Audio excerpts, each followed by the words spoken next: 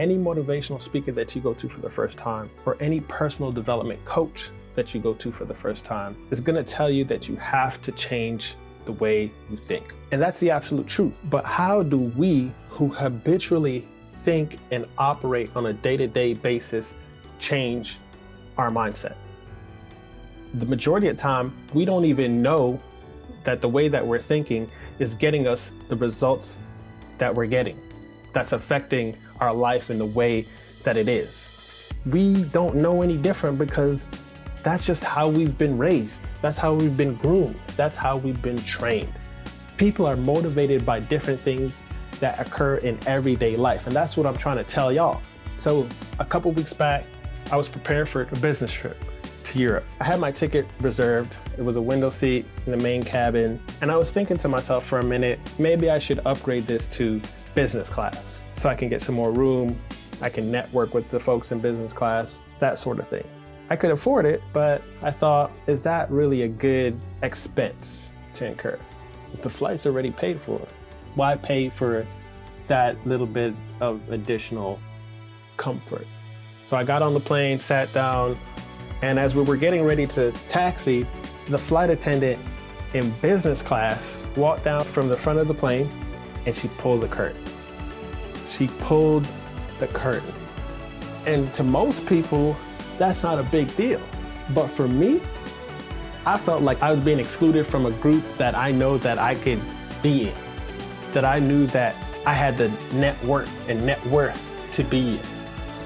But I sat there and I watched her pull that curtain and I thought to myself, nah, this doesn't feel right to me, because that additional bit of comfort, that ability to network in there, I feel like I should be in there. That's just how I feel. So for the rest of people in the main cabin, they probably didn't even take notice of it.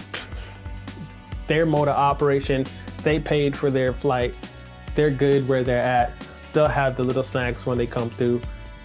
They don't need anything extra. They'll make it work somehow, some way. And that's the difference in perspective right there. People are motivated by different things that occur in everyday life. And that's what I'm trying to tell y'all. Like, you don't have to go to some extreme example to find motivation or to just process how people think differently. Now, the majority of y'all, now that you're seated right here in front of me, you're gonna go back on your next flight. If you're seated right in front of that dividing, you're gonna feel bad. You know why? Because I just gave you information. And now you're gonna be inspired to, how can I get an upgrade? Whether you gotta go to the counter, whether you gotta save up a little bit more, whether you gotta cancel one trip to really experience another trip, you're thinking that right now. I'm not trying to get locked out of anything because I know I belong there. I've worked hard enough. I've put in enough time. I've earned enough to belong in that group. So for me, the next time that I fly to that particular place, guess what? I'm upgraded. There's no ifs, ands, or buts about it.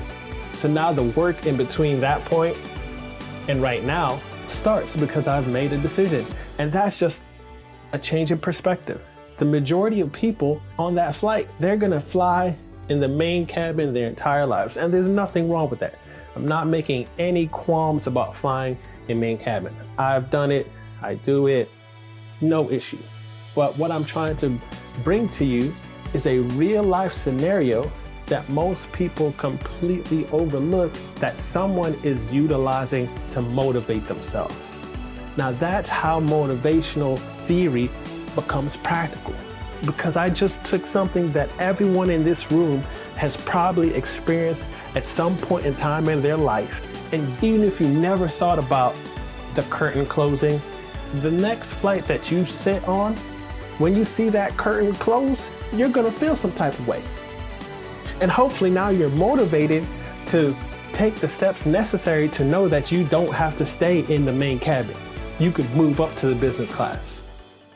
So let's get beyond this live your best life, sing the song, dance to the song, do all that. I'm gonna make it practical for you to take legitimate steps in your day-to-day life with new information. Just get someone outside of your social economic environment. preferably someone in a better circumstance, someone that you perceive to be in a better circumstance. Become friends with them. You don't necessarily need to ask them, hey, I'm trying to improve my finances or I'm trying to improve my health. Just if you see them doing something and experiencing something better than what you have, just associate with them so that you can get close enough to see and hear and experience the way that they process life and how that's affecting the results that they're getting. You need that external perspective with new information to influence you to change the way that you think. So let's just clarify that myth that everyone who's into health and fitness is just wired 100% of the time to go to the gym every single day. That's not true. It's just that the way that we perceive things affects how we act and operate in life.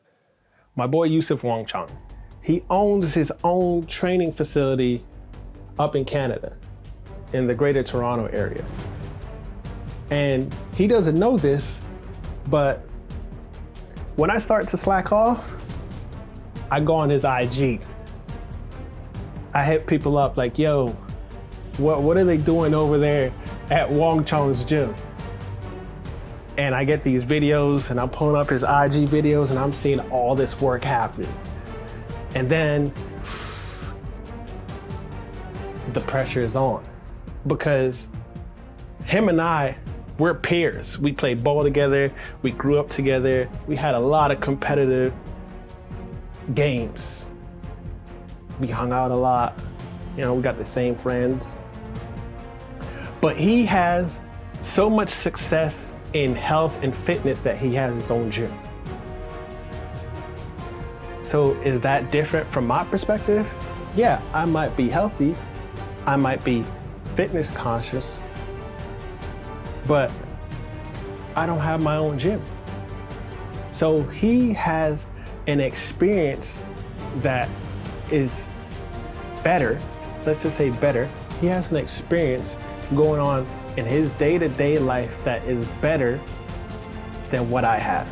Even though what I have is pretty good, according to me. I don't know how you feel about that, but according to me, my health and fitness standard is pretty decent. I can live with it. But I'm motivated and I'm inspired by Wangchang because he's bringing new information to me that I didn't have. And that's a tangible way how motivation affects your day-to-day life. Because I go on IG and I see Wangchang beasting and I'm like, okay, it's all right. I had enough. The break is over. It's time to get to work. He's out there, he's leading 10, 20, 30 people into these real intense workouts. People are sweating, people are growling like, people are screaming, people are about to throw up. And I'm thinking, yo, this dude is on it. I need to get on that. So that's why the outside external perspective is so valuable. Because if I stayed in my own lane, if I just felt like, oh, I'm good, and didn't even take notice of what work is being put in elsewhere, I'd probably stay in my slacking off zone for a lot longer. Right? I mean, if I feel that, yo, I'm good, I'm not overweight, I'm not out of shape, I don't need to hear, see, learn anything from anybody else, I'm probably gonna stay in that exact same funk until it gets worse. Because that's what happens. When you get so comfortable with where you're at, people are advancing. And if you don't do anything to maintain, at least maintain where you're at, you get worse. That's just a fact. So that's what I'm trying to say. Use the external information, the external perspective to push you to do something different. Understand that people are getting different results by operating differently than you do. And if they're getting the kind of results that you want, then there's probably something that you can learn from them. And I'm not afraid to say that. I'm not afraid to say that my peers inspire me. My boys that I grew up with inspire me. Wang Chong inspires me. Those workouts are intense. Like I'm in there, I don't know, me and you are boys, but I don't know if I could just let you be in there yelling at me like that, cause we go way back, you know what I'm saying? Like you beasted, and I'm gonna get there, but I don't know if, you know what? I'm just gonna secretly watch your IG videos. Yeah, okay, got that. Oh, that's what they doing? Okay, I'm gonna do that. And then when you see me in a couple months, you be like, yo, you've been beasting. And little do you know that I've been using your techniques the whole entire time. And that's a beautiful thing. Use the information that's readily accessible. I don't have to pay for any of his videos. I don't have to ask him. He does what he does. He uploads it. I go on there in my leisure. I actually would rather go see his videos than watch some other videos, but that's a whole nother discussion. But it's free and it's available and it changes my whole perspective of things. So utilize that. And that's how you can bring the whole concept of change the way you think into a real life process of taking action. It's just that simple. The way that you think, the way that you perceive, and a lot of you probably don't even understand the magnitude of that information, of change the way you think, or how to change the way you think. The next time that you go on IG and you see one of your friends working out, beasting, killing it, or not even one of your friends, if you just happen to see a video pop up on your screen about somebody doing some kind of work, and it might be Wang Chong, you're gonna say, yo, it's time for me to get to work, because the dude that was talking to us, he's getting to work. And if he's up there telling us that he's got to get to work, that means that we gotta work too. And it's just that simple.